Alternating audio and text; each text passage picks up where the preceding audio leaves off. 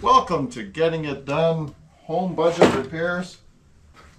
What I'm doing now is just bringing in some wood. This is how we heat our home. We have a big pile of wood here under our deck. We have a walk-in basement, and I'll show you how we heat our home here in a minute. This isn't like some city home, I'll tell you that. We lived in the city for many years. We used to heat our home with oil, and then we switched over to gas. That was a much better way of heating. It was cheaper, and it was so much simpler. You know, you just set the thermostat, and you were good. But here, we moved away from the city into the country. The home we bought came with two heating sources. One is wood, the other is oil, but the mostly we use is wood. I'm going to show you what we're using. So we'll bring in a pile of wood. Come on with me.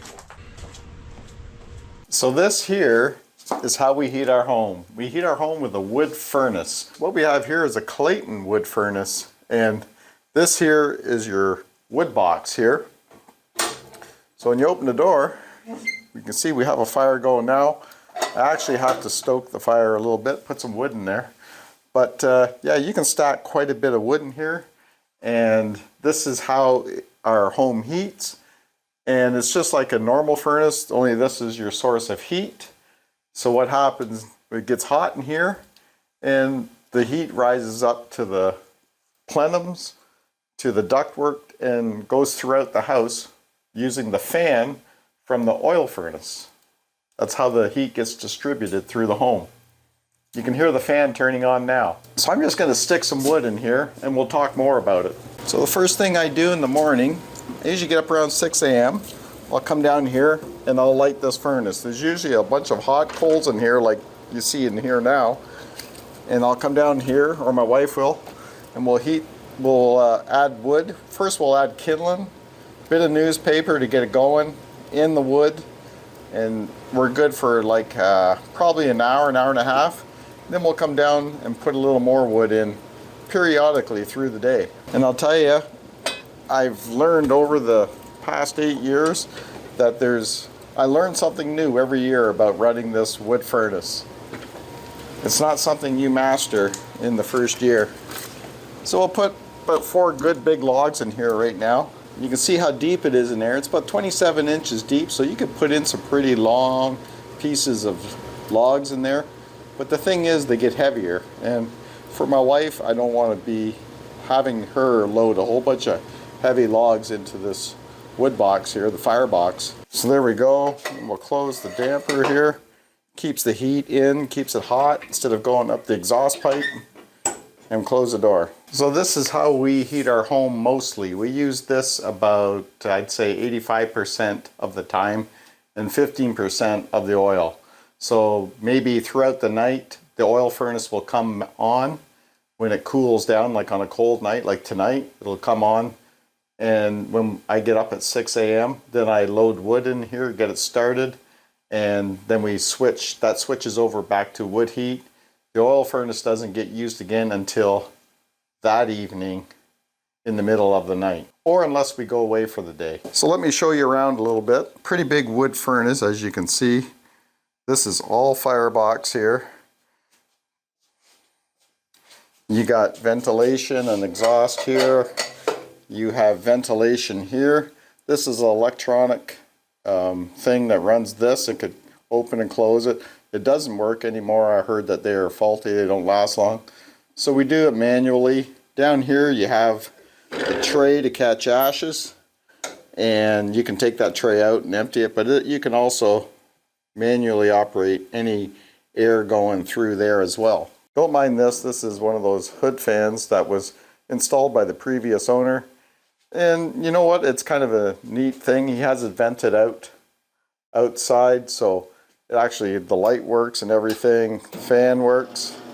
So that was for when he would light the fire. If any smoke escaped out of here while lighting it, he would turn the fan on, and that would take that smoke outside instead of running through your basement and throughout your house. So over here is the exhaust from the firewood.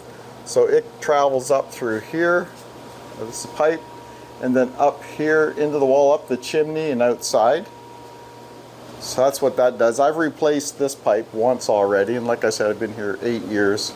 So this here is our oil furnace, which holds the fan, which distributes the heat from the oil furnace or the wood furnace throughout the house. Here's the exhaust again coming out of here on top of the firebox. Now, here's something interesting as well, is you're going to see pipes here. Now these are water pipes, and that was also installed by the previous owner. He was pretty smart at what he did and the things he added in this home to make it more efficient. It was pretty neat. So what he did was he added these water pipes, and they're hot. Like, they're pretty warm. What happens is these water pipes will come through the firebox here, and the water that runs through the pipes are heated. And that makes it easier on our water heater, saves us money in hydro because it's electric water heater. Most of the water is heated through the wood furnace during the winter months. You can imagine the cold water will run through the pipe, go through the firebox, it's heated, and it runs back, and it'll come over here to this smaller water heater, and then runs over into the main water heater. So you'll have warm water running into the hot water heater, and the hot water heater does not have to heat up that water to distribute through your home. It's already warm water. So over here I bring my wood in. I will bring another load of wood in to fit on top of that big wood box there. I'll keep that basket full of wood. Normally that'll last us all day, but today's a very cold day, so what's going to happen is I've already brought in a load of wood. I loaded this up, brought this in. We burned a bit. I just brought in a load again, and I will bring in one more basket. That should last us for the day. Over here I have a heat gauge on this exhaust pipe, and it lets me know roughly how hot this pipe is getting. We've had it up to about 350 degrees Fahrenheit, but usually it's around 200 to 250 in that area. Just keeps an eye on things. When you see it dipping down here below 200, you know that you need more wood in that fireplace. So that's how we heat our home here. I wanted to share this video because I know a lot of people probably don't see a wood furnace in a home. And usually a wood furnace is a backup method, but we're home a lot, so we use it primarily as our main source of heat.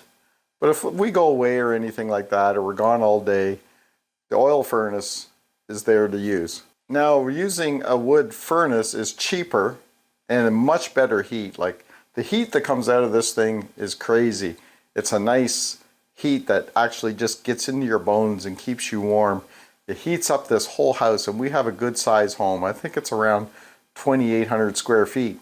But it keeps the whole house warm, and it feels really good. It's well insulated, so maybe that helps too. But yes, it is cheaper to use for sure. Like the oil furnace, I went 18 months without refilling it. So you're looking at around $1,000 to maybe $1,200 to fill that oil tank, depending on the price of oil at the time. So we went 18 months. We just recently had it filled up, and we're down to 3/4 of a tank. So we've only burnt 1/4 of a tank all winter. So since probably October. But on the other side of that, like everything else in life, the price of everything's going up, and the price of logs are going up. I would order a whole truckload of logs, like a big truck, and the guy would use a crane to unload the logs into my yard. I have videos on that too. So when I ordered those logs the first time, I think it was around $1,100. The last time I ordered the logs, I think it was around $1,400. So the price of wood is going up because the price of everything's going up. It's still cheaper probably, but then I had to cut all that wood, split all that wood, pile it to dry. You got to stay roughly 2 years ahead of schedule. So you got to have at least 2 years supply ahead. And you got to have a wood shed, which I have videos on everything. But the wood shed has to be big enough to store all that wood. Plus we store wood underneath here, underneath the deck by the back door here. But that's where all the work comes in. Because after you cut and split all that wood, then you have to pile it to dry, and then you have to move it to wherever you're going to have it handy to come into your house. I could have built the wood shed back here, but I don't have a way of getting the logs back here. So either way, I still have to move wood. There's steps. It's a lot of work. That's the con of all this. It's a lot of work. it takes a lot of time. That's my biggest problem now, is time and the work, because I'm getting older. When I first bought this home, it was no big deal, right? I felt good.